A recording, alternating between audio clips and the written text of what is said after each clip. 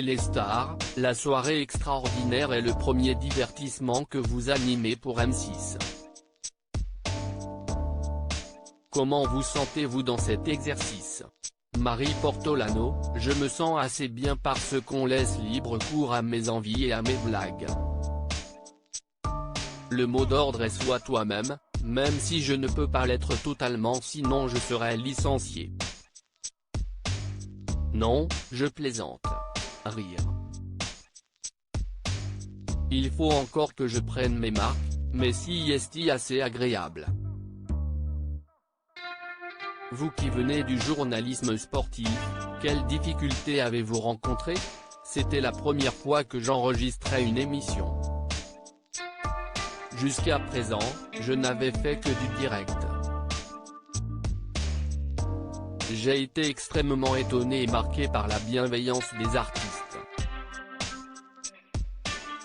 Bêtement, je pensais que Patrick Bruel, Patrick Fiori ou Florent Pagny étaient des stars et que, par conséquent, ils ne parlaient pas aux gens. Je ne sais pas pourquoi j'avais cette image-là. En réalité, ils sont trop gentils. À quoi ressemblera cette soirée extraordinaire? À rien de ce que vous avez déjà vu. Pour la première fois, nous utilisons des décors en réalité augmentée. Kenji Girac passera ainsi de la rue à la plage en un claquement de doigts, par exemple. Si est extrêmement bien fait. Vous serez également aux commandes d'une émission sur Jean-Jacques Goldman. Elle sera diffusée pour ses 70 ans. De nombreux artistes réinterpréteront ses chansons, mais lui ne sera malheureusement pas présent. Et vous retournez à vos premières amours, grâce à l'Euro diffusé sur M6. Si est le rêve de ma vie. Quand j'étais en école de journalisme et que je voulais travailler dans le sport, je me disais que le Graal, l'apothéose, ce serait de présenter un match de l'équipe de France lors d'une compétition internationale. M6 me l'offre, je suis très contente. Dans 100% Euro, vous êtes notamment entouré de Karine Galli, Robert Pires et Xavier Domergue. Est-ce vous qui les avez choisis? Je suis arrivé dans un dispositif qui était déjà mis en place pour l'année dernière. J'ai m'impliqué dans les choix éditoriaux, mais tout était prévu. Ils sont présents en duplex, depuis les terrains.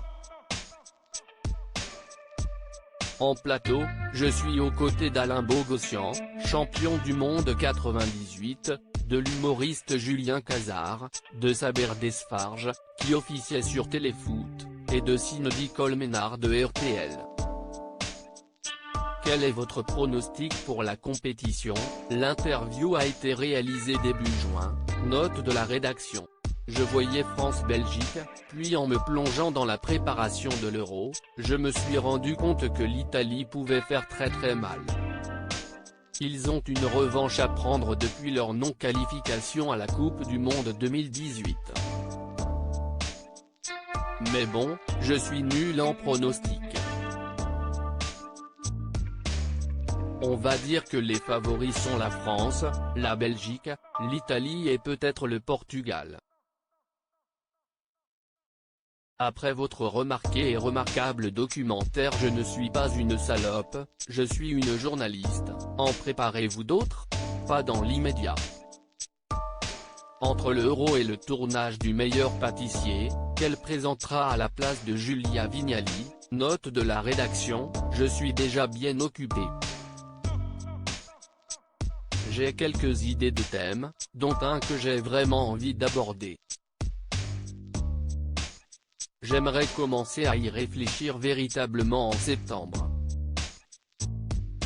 Je sais que M6 pourrait être intéressé.